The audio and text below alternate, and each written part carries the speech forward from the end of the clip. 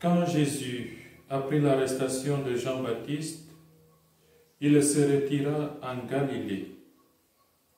Il quitta Nazareth et vint habiter à Capharnaüm, ville située au bord du lac, dans les territoires de Zabulon et de Nephtali. Ainsi s'accomplit ce que le Seigneur avait dit par le prophète Isaïe.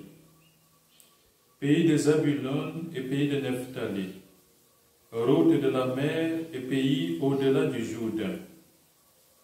Galilée, toi le carrefour des païens. Le peuple qui habitait dans les ténèbres a vu paraître une grande lumière. Sur ceux qui habitaient dans le pays de l'ombre et de la mort, une lumière s'est levée. À partir de ce moment, Jésus se mit à proclamer: Convertissez-vous, car le royaume des cieux est tout proche. Jésus, parcourant toute la Galilée, enseignait dans leur synagogue, proclamait la bonne nouvelle du royaume, guérissait toute maladie et toute infirmité dans le peuple. Sa renommée se répandit dans toute la Syrie, et on lui amena tous ceux qui souffraient, atteints de maladies et de tourments de toutes sortes, possédés, épileptiques, paralysés. Il les guérit. De grandes foules le suivirent, venus de la Galilée, de la Décapole, de Jérusalem, de la Judée et de la Transjordanie. Acclamons la parole de Dieu. Frères et sœurs, nous voyons aujourd'hui le Christ, Messie, notre Sauveur, qui continue à se manifester. La manifestation de notre Seigneur se poursuit ici, après la solennité de l'Épiphanie que nous avons vécue, la manifestation de Dieu au monde.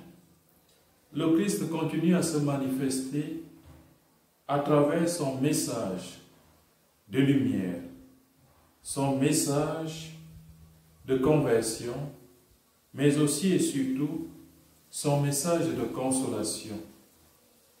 Il vient pour éclairer les peuples qui vivaient dans les ténèbres et dans l'ombre de la mort, pour y apporter la lumière, la paix et la vie. Notre Seigneur vient à nous pour nous faire vivre.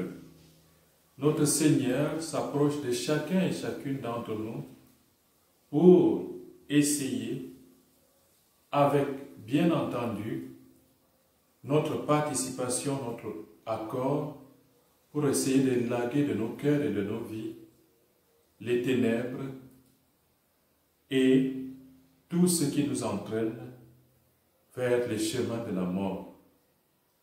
Le Seigneur vient pour nous redonner la vie, alors que nous avons l'habitude, ou comme de façon naturelle, quoique ce ne soit vraiment pas le cas, comme de façon habituelle, nous avons tendance à suivre plutôt les œuvres des ténèbres que celles de la lumière. Et le Seigneur, après avoir été manifesté à notre monde dans le mystère de son incarnation, continue cette manifestation en nous invitant aujourd'hui, plus spécifiquement, à la conversion en vue du royaume des cieux.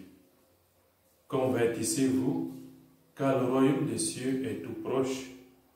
Comment nous convertir de façon concrète? C'est la première lecture qui nous le révèle. À travers la première lettre de Saint Jean, il nous est dit que le Seigneur exauce toujours les prières de ceux qui observent ses commandements.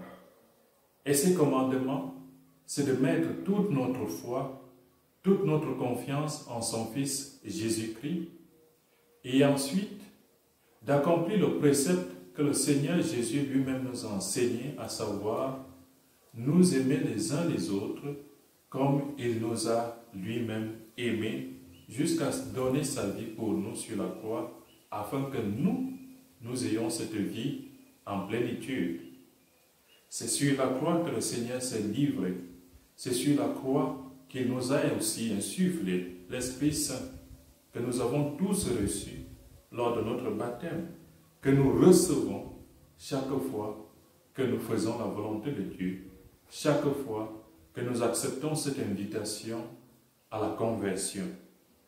Nous convertir donc passe par la foi au Christ, mais aussi par les actes de charité, par la charité fraternelle à l'égard de nos frères et sœurs.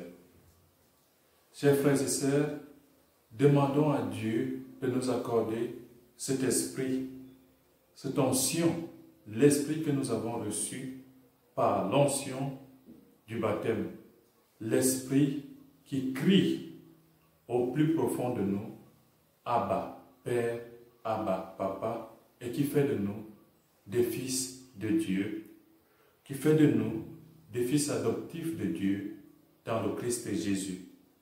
Demandons à cet esprit de continuer à nous conduire, à nous guider, pour que nous suivions résolument le chemin de la lumière, le chemin de la vérité, le chemin de la vie que nous propose notre Seigneur Jésus-Christ dans sa manifestation ultime au monde.